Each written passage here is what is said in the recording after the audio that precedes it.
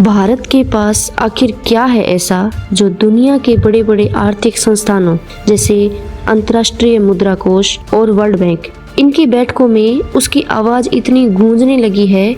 इसकी क्या वजह है कि जिन मंचों पर पहले भारत को केवल एक सुनने वाले देश के रूप में देखा जाता था, आज वहां भारत फैसले लेने वालों में शामिल है। क्या यह महज एक संयोग है या दशकों की मेहनत, दूरदृष्टि और आर्थिक सुधारों का परिणाम है? और सबसे बड़ा सवाल ये है कि क्या आने वाले वर्षों में भारत इन वैश्विक संस्थानों में ऐसा दबदबा बना सकता है कि वह दुनिया की आर्थिक नीतियों को अपनी शर्तों पर तय कराए? दोस्तों, यह कोई एक साधारण कहानी नहीं है। यह उस भारत की गाथा है जिसने न सिर्फ अपने आर्थिक हालात बदले बल्कि उन मंचों पर अपनी जगह बनाई जहां से पूरी दुनिया की अर्थव्यवस्था की दिशा तय होती है। नमस्कार दोस्तों, स्वागत है आपका अपने चैनल KKSPR न्यूज़ में। दोस्तों, वीडियो में आगे बढ़ने से पहले आपसे एक रिक्वेस्ट है, यदि आपने चैनल को सब्सक्राइब नहीं किया है तो जल्दी से चैनल को सब्सक्राइब कर लीजिए। बढ़ते हैं आगे वीडियो में। आज आप IMF यानी अंतर्राष्ट्रीय मुद्रा कोष और वर्ल्ड बैंक की जो मीटिंग है उनको देखो तो वहाँ भारत का जो प्रतिनिधि है सिर्फ अपने देश की बात नहीं करता बल्कि विकासशील देशों की सामूहिक आवाज बनकर के उभरता है। एक समय ऐसा था जब अंतर्राष्ट्रीय मुद्रा कोष की नीतियों को विकसित देशों का एक एजेंडा माना जाता था, जहां अमेरिका और यूरोप का पलड़ा भारी रहता था। लेकिन अब हालात बदल रहे हैं और इस बदलाव के केंद्र में है भारत। साफ है, दुनिया की सबसे तेजी से बढ़ती अर्थव्यवस्था, स्थिर राजनीतिक नेतृत्व है और वैश्विक संकटों में संतुलित भूमिका निभाने की भारत की एक कला। कोरोना महामारी के बाद जब पूरी दुनिया आर्थिक मंदी की चपेट में थी, तब भारत ने न सिर्फ अपनी अर्थव्यवस्था को संभाला बल्कि दुनिया के कई देशों की मदद भी की। चाहे वह वैक्सीन कूटनीति हो, आपदा के समय आर्थिक सहायता हो या कर्ज में डूबे देशों के लिए समाधान तलाशने का प्रयास। यही वजह है कि आज वर्ल्ड बैंक में भारत का मत और उसका सुझाव गंभीरता से लिया जाता है और गंभीरता से उनकी बात सुनी भी जाती है।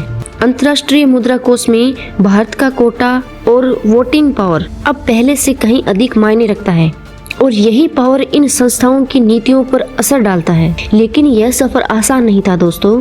1991 के आर्थिक संकट को याद कीजिए दोस्तों, जब भारत के पास केवल कुछ हफ्तों का ही आयात करने लायक विदेशी मुद्रा थी। तब हमें अंतर्राष्ट्रीय मुद्रा कोष के दरवाजे खटखटाने पड़े थे, सोना गिरवी रखना पड़ा, कठोर आर्थिक सुधार लागू करने पड़े। वही भारत आज कर्ज लेने वाला नहीं बल्कि नीतियों को प्रभावित करने वाला देश बन गया है।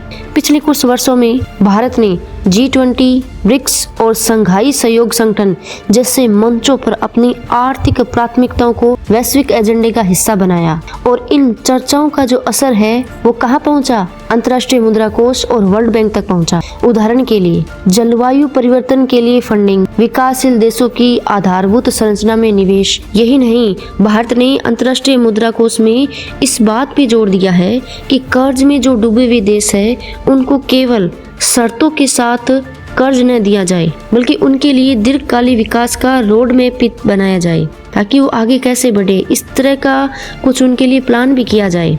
इस पहल से अफ्रीका, एशिया और लैटिन अमेरिका के कई देशों ने भारत का समर्थन किया। अंतर्राष्ट्रीय मंचों पर भारत की यह भूमिका केवल आर्थिक ताकत की वजह से नहीं बल्कि उसकी नैतिक विश्वसनीयता के कारण भी है, क्योंकि भारत पर यह आरोप नहीं है कि उसने किसी के देश का शोषण किया है या संसाधनों पर कब्जा कर लिया हो। यही उसकी नैतिक पूंजी है, उसको और मजबूत बना देती है। और दोस्तों, यह दबदबा केवल बैठकों में भाषण देने तक सीमित नहीं है। अंतर्राष्ट्रीय मुद्रा कोष और वर्ल्ड बैंक में कई प्रोजेक्ट्स में भारत की भागीदारी बढ़ रही है। चाहे वह अफ्रीका में रेलवे लाइन बनाने की योजना हो या एशिया के छोटे द्वीपीय देशों के लिए जलवायु परिवर्तन में निपटने का एक फंड। भारत अब निवेशक है, सलाहकार है और साझेदार है। तीनों भूमिकाओं में वो नजर आने लगा है। आने वाले समय में विशेषज्ञ मानते हैं कि अगर भारत की GDP की वृद्धि दर 6% से ऊपर बनी रहती है और वह डिजिटलीकरण और आधारभूत ढांचे, हरित ऊर्जा के क्षेत्रों में निवेश जारी रखता है, तो अगले 10 वर्षों में अंतर्राष्ट्रीय मुद्रा कोष और वर्ल्ड बैंक में उसका जो प्रभाव है वो दोगुना हो सकता है। और यह केवल भारत के लिए नहीं बल्कि उन सभी विकासशील देशों के लिए एक जीत होगी जिनकी आवाज अब तक दबा दी जाती थी। आज जब भारत के वित्त मंत्री या RBI के गवर्नर अंतर्राष्ट्रीय बैठकों में बोलते हैं तो सिर्फ शब्द नहीं बल्कि एक नई आर्थिक सोच दुनिया के सामने रखी जाती है। ऐसी सोच जिसमें विकास, न्याय और स्थिरता तीनों का संतुलन है। यही कारण है कि भारत को अब एक ब्रिज यानी पुल की तरह देखा जाता है। उस पर विश्वास किया जा सकता है। विकसित और विकासशील देशों के बीच में बना एक सेतु वो अब काम कर रहा है भारत, और शायद यही वह भूमिका है जो आने वाले वर्षों में भारत को वैश्विक आर्थिक राजनीति का सबसे अहम खिलाड़ी बना देगी।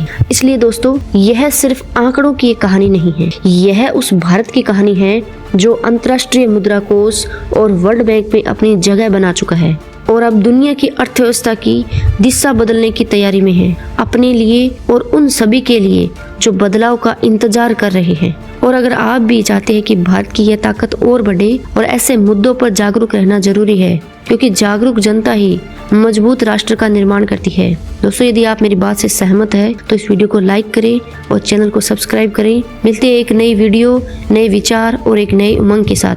तब तक के लिए जय हिंद, जय भारत, जय श्री राम।